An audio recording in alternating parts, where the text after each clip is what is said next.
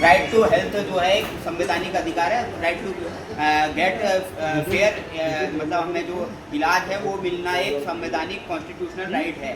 तो जैसा कार्तिक भाई ने कहा, प्रदेश भर में आंदोलन छिड़े हैं। मैं लालकुआ विधानसभा क्षेत्र से आता हूँ, तो लालकुआ विधानसभा क्षेत्र में भी एक सीएचसी था 200 बेडों का, परंतु वो सीएचसी पूरी तरीके से अकर्मण्य पड़ा था।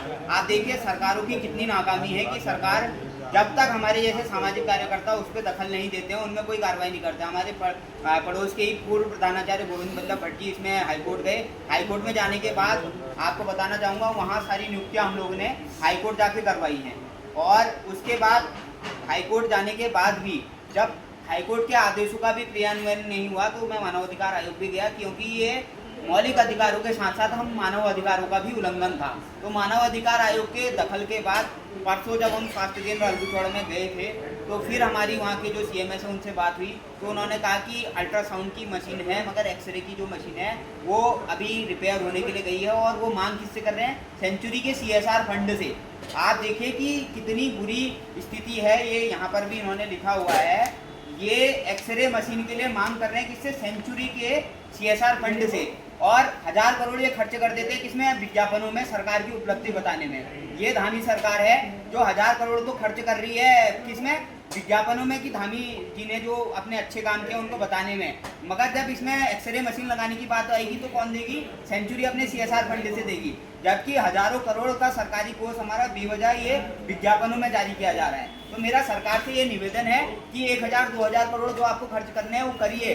पहले मौलिक जो हमारी एक्सरे मशीन है हल्दूचौड़ में वो लगवाइए, जो CHC हल्दूचौड़ है और PHC मोटा हल्दू और PHC लालकुआ है, वहाँ पर चिकित्सकों की व्यवस्था होने के बाद भी वहाँ पर कई चिकित्सक ऐसे हैं, रात के 12 बजे अगर पेशेंट जाता है, IPHS के मानक में स्पष्ट है कि 24 घंटे अस्पताल खुलेगा।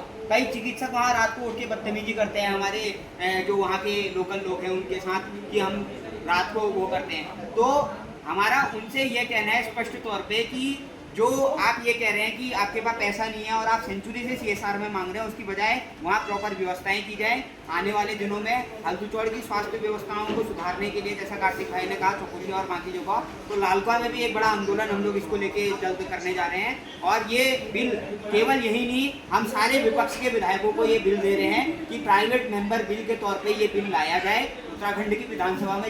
जैसे पिछले बार बिंदुकर्ता राजस्व गांव का मुद्दा हम लोगों ने प्रमुखता से उठवाया था, इस बार सारे विधायकों के पास ये बिल लेकर हम जाएंगे। यहाँ तक कि कार्तिक भाई की बात स्वास्थ्य मंत्री जी से भी हुई है, स्वास्थ्य मंत्री जी के पास भी हम ये पूरा बिल लेके जा रहे हैं। उनसे खुद लाने की, सरकार से लाने की मांग कर रहे हैं, साथ साथ विपक्ष के लोगों से भी वो कर रहे हैं। तो हो सकता है कि आने वाले दिनों में जो राज्य स्थापना दिवस में राज्य का विधानसभा सत्र होने जा रहा है, तो उसमें शायद ये बिल पे चर्चा हो, जिसमें आप लोगों की महत्वपूर्ण भूमिका रहेगी। हम चाहेंगे कि इस पर आप लोग व्यापकता से इस चीज़ों को प्रचारित प्रसारित करें। धन्यवाद।